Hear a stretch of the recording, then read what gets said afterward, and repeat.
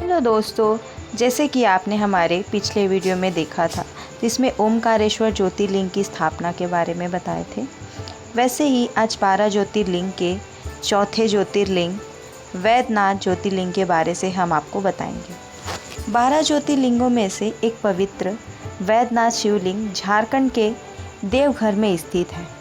इस जगह को लोग बाबा बैजनाथ धाम के नाम से भी जाना जाता है। कहते हैं भोलेनाथ यहाँ आने वाले की सभी मनोकामना पूरी करते हैं, इसीलिए इस शिवलिंग को कामना शिवलिंग भी कहते हैं। 12 ज्योतिर्लिंग के लिए कहा जाता है कि जहाँ जहाँ महादेव साक्षात प्रकट हुए हैं वहाँ से स्थापित की गई। इसी तरह पुराणों वैद्यनाथ ज्योतिर्लिंग की भी कथा है जो लंकापति रावण से जुड़ी है।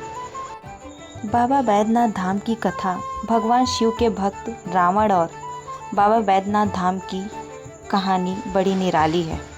पौराणिक कथा के अनुसार दशानन रावण भगवान शंकर को प्रसन्न करने के लिए हिमालय पर तप कर रहा था। वहीं एक करके अपने सिर काटकर शिवलिंग पर चढ़ा रहा था। 9 सिर चढ़ाने के बाद जब रावण 10वां सिर काटने वाला था तो भोलेनाथ ने प्रसन्न होकर उसे दर्शन दिए और उससे वर मांगने को कहा। तब रावण ने कामना लिंग को ही लंका ले जाने का वरदान मांग लिया। रावण के पास सोने की लंका के अलावा तीनों लोकों के शासन करने की शक्ति थी। साथ ही उसने कई देवता, यक्ष और गंधर्वों को कैद करके भी लंका में रखा हुआ था। इसी वजह से रावण ने ये इच्छा जताई कि भगवान शिव कैलाश को छोड़ लंका में रहें। महादेव ने उसकी इस मनोकामना को पूरा तो किया, पर साथ ही एक शर्त भी रखी। उन्होंने कहा कि अगर तुमने शिवलिंग को रास्ते में कहीं भी रखा तो फिर मैं वहीं रह जाऊंगा और वहां से नहीं उठूंगा। रावण ने शर्त मान ली। इधर भगवान शिव की कैलाश छोड़ने की बात सुनते ही सभी देवता चिंतित हो गए। इस समय के समाधान के लिए सभी भगवान विष्णु के पास गए। तब श्री हरि ने लीला रची।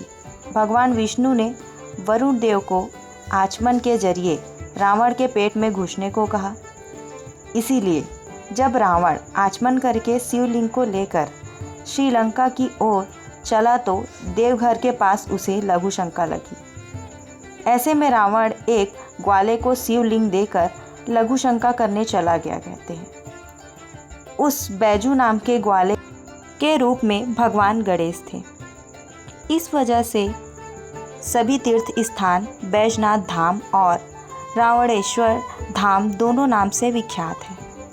पौराणिक ग्रंथों के मुताबिक रावण कई घंटों तक लघु शंका करता रहा, जो आज भी एक तालाब के रूप में देवघर में है।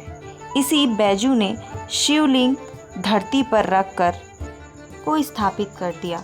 जब रावण लौटकर आया तो लाख कोशिश के बाद भी शिवलिंग को उठा नहीं पाया। तब उसे भी भगवान की यह लीला समझ में आ गई और वह क्रोधित शिवलिंग पर अपना अंगूठा गड़ाकर चला गया। उसके बाद ब्रह्मा, विष्णु आदि देवताओं ने आकर उस लिंग की पूजा की।